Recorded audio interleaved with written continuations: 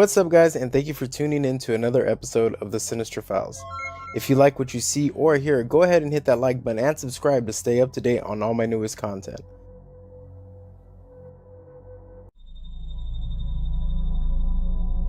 A family friend of mine used to work in private wealth management. One of her jobs was the diversification of her client's asset on the stock market. Out of nowhere, she gets a call from a representative of one of her very big private clients to sell all of their stocks of a big airline and move the liquidity somewhere else, no buts about it. And if they needed, they could sell up to 5% below market, as long as the shares are sold quickly. This was extremely weird, as the stock price of the company was pretty stable, and specifically the client's portfolio was heavily hedged with this stake. But she didn't think much of it. Oftentimes her clients did this for personal reasons, such as they're having a bad experience on a plane or a company, etc. 2 days later, one of her colleagues that she shared the particular story with told her how airline stock prices started slowly and surely falling. Some people were selling off their shares too, which were gladly bought by the market's increasing prices. The next day, American Airlines Flight 11 crashed into the North Tower of the World Trade Center in New York. The stock market was closed for another week.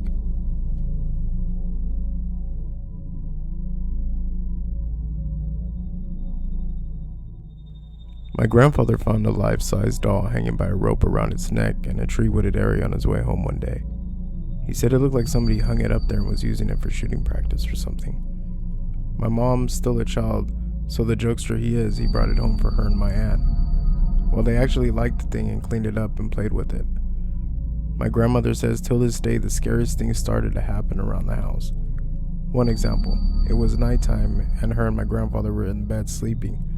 Well, she said she woke up to the blanket, making her feel strangled, and it was almost like somebody was crawling into bed and laid in between them. She sat up, startled at what was going on, and their bed started to shake and the dressers shaking as well. But nothing on the dressers moved or fell. It got to the point where she was so freaked out and fed up with the spooky things going on in their house, she made my grandfather get rid of it. He was good friends with an owner of a bar who was more than happy to take it off of his hands, as he thought it would be good conversational piece. Exactly 1 week later, the man who the doll was given to died. Mind you, he had perfect health.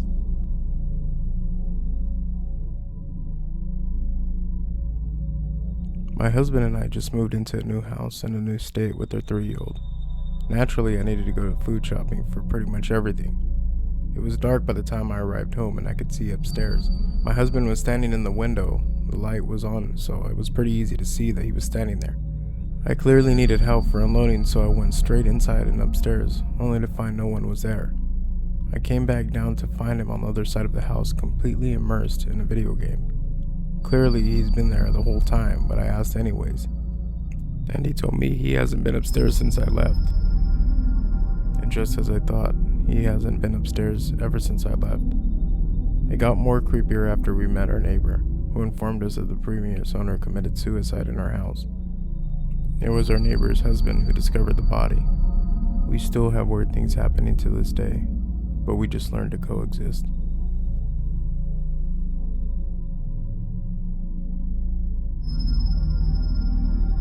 Working late in the lab at school, I had to grab something from upstairs classroom. It was after midnight and the entire building was empty and dark. Suddenly the classroom phone starts ringing. So after the heart attack, I decide to answer it. Silence. Not even a dial tone.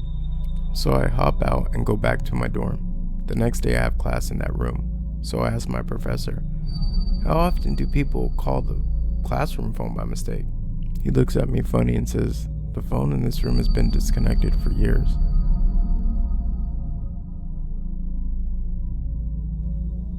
When I was younger, me, my brother, and my cousin were all taken out by our parents to go see A Bug's Life. Yes, that's how old I am. I was living in San Jose, California at the time, and this movie theaters that we went to was not like any other movie theater. It wasn't placed by like a Walmart, it wasn't placed by anything else. The only thing that sat right by it was a Winchester Mystery house. Now at the time we got out of the movie theaters, it was late, so the Winchester Mystery house was obviously closed and dark. I'm getting in the van and I see my cousin and my brother's face just go pale white while they're looking at the dark house. I asked them, what the hell are you guys doing? I see my brother say to my cousin, did you see that? My cousin was like, yeah. My brother and my cousin both swore up and down that they seen a man standing in the window looking at them from the Winchester Mystery house. 2 weeks pass, me and my brother are laying down and a documentary comes on about the Winchester Mystery house. We're always psyched to watch stuff like that. It's because where we live, it's our hometown. When my brother watching it, he goes in shock, and I say, "What's going on?" He says, "Her husband was the guy that we seen in the window holding a rifle." So thank you for watching another episode of the Sinister Files. Remember to like and subscribe, and to stay up to date on all my newest content, go ahead and turn on the notifications.